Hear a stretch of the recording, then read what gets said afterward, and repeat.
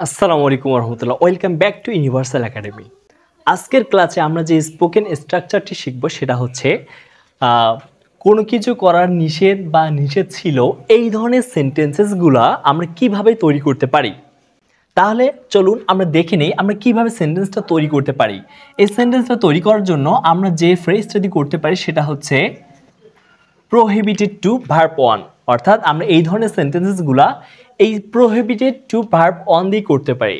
যেমন আমরা যদি কয়েকটা ভার্ব নেই, যে গো মানে যাওয়া, কাম আসা, রাইট লেখা, এগুলো অর্থ আমরা প্রত্যেকেই জানি। আমরা যদি এই ভার্ব অনগুলোর পূর্বে প্রোহিবিটেড টু বসায় দেই, আমরা যদি এই ভার্বগুলোর পূর্বে প্রোহিবিটেড টু বসায় দেই, তাহলে অর্থটা কি দাঁড়াবে? প্রোহিবিটেড টু গো যাওয়া নিষেধ, প্রোহিবিটেড টু কাম আসা নিষেধ, প্রোহিবিটেড টু রাইট লেখা নিষেধ। তাহলে আমরা যখন একটা সেন্টেন্স তৈরি করব যে তোমার যাওয়া নিষেধ, তোমার আসা নিষেধ, তাহলে আমাদের ফুল স্ট্রাকচারটা কীরকম হবে চলো দেখে নেই। তার আগে অবশ্যই ইউটিউব থেকে দেখলে অবশ্যই সাবস্ক্রাইব করে দিবেন প্লিজ, এবং ফেসবুক থেকে দেখলে অবশ্যই ফলো দিয়ে রাখবেন।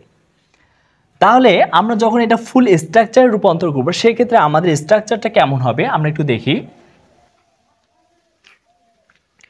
আমরা ফুল সেন্টেন্সটা তৈরি করার জন্য আমরা এই গঠনটাতে ফেলাই দিতে পারি। প্রথমে সাবজেক্ট, তারপর am is are, prohibited to, তারপর হচ্ছে ভার্ব ওয়ান।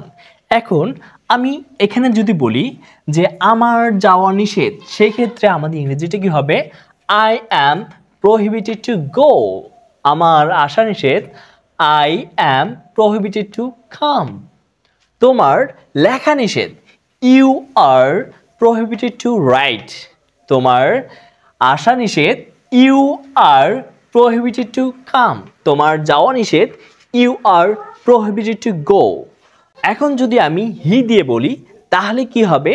যে তার আসা নিষেধ, হি ইজ প্রোহিবিটেড টু কাম।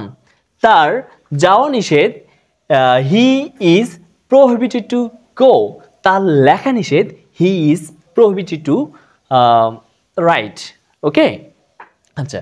এখন যদি আমরা বলি তাদের আসা নিষেধ, দে আর প্রোহিবিটেড টু কাম। তাদের যাওয়া নিষেধ, দে আর প্রোহিবিটেড টু গো। তাদের লেখা নিষেধ, দে আর প্রোহিবিটেড টু রাইট। বুঝতে পেরেছেন?